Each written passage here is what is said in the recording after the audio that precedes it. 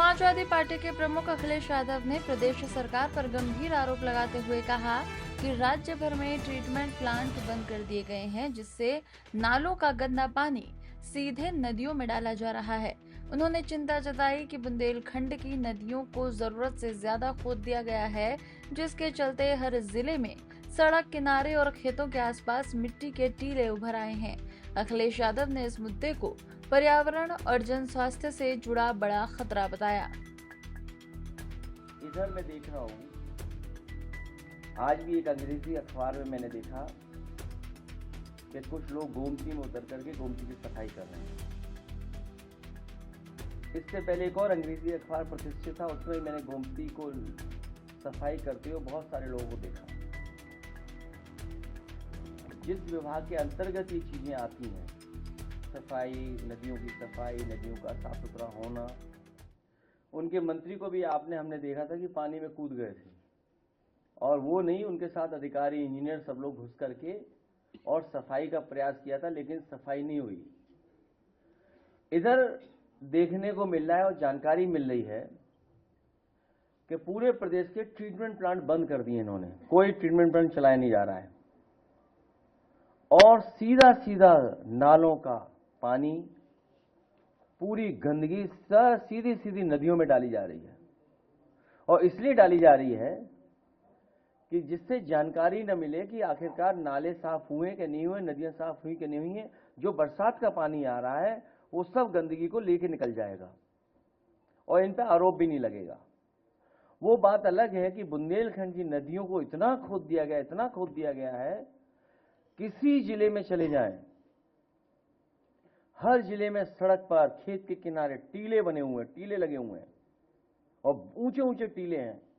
ऐसा लग रहा है कि कई पहाड़ बन करके आ गए हैं, एक एक महीने में पहाड़ बन गए, 2 महीने में पहाड़ बन गए। और उस बात में मैं नहीं जाना चाहता हूं, उस पहलू पर, क्योंकि हमें भी वही जरूरत पड़ेगी एक समय पर। अभी एक पार्टी के नेता ने आरोप लगाया है कि उसके खिलाफ 1700 करोड़ की वजह से साजिश हो रही है। तो वही 1700 करोड़ जो हैं, उसकी वजह से टीला ही नहीं दिख रहा किसी को, टीले कहीं दिखाई नहीं दे रहे किसी को। और इटावा में एक अधिकारी का ट्रांसफर हुआ, 80 मीटर ऊंचा पहाड़ लेके चला गया संघ अपने, गोरखपुर के करीब 80 मीटर ऊंचा पहाड़, अब वो है ही नहीं। अधिकारी ट्रांसफर हुआ, उसके साथ लगता है वो पहाड़ भी उधर ही चला गया, गोरखपुर की तरफ।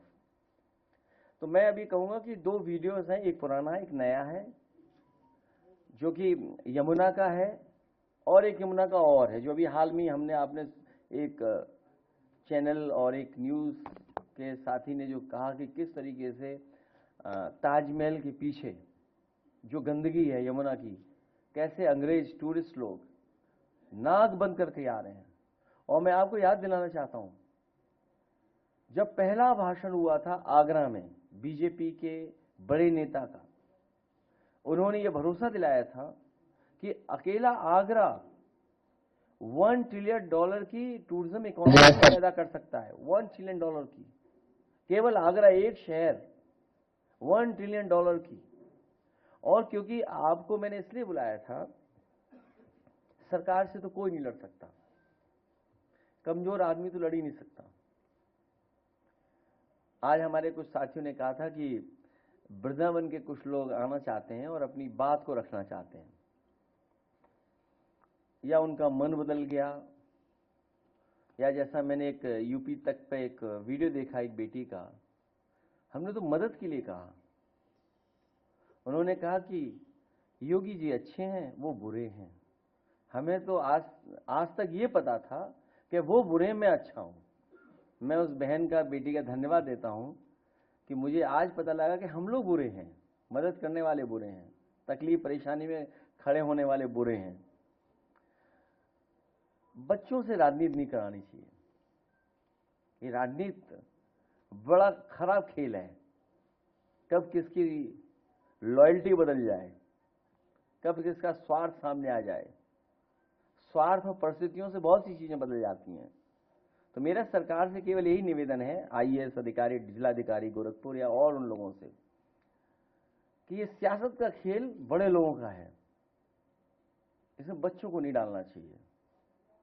अब मैं भी चाहूंगा कि 2 हफ्ते 3 हफ्ते की छुट्टी ले लूं, थोड़ा अपने आप को ठीक करके तब फिर आप लोगों से मिलूंगा।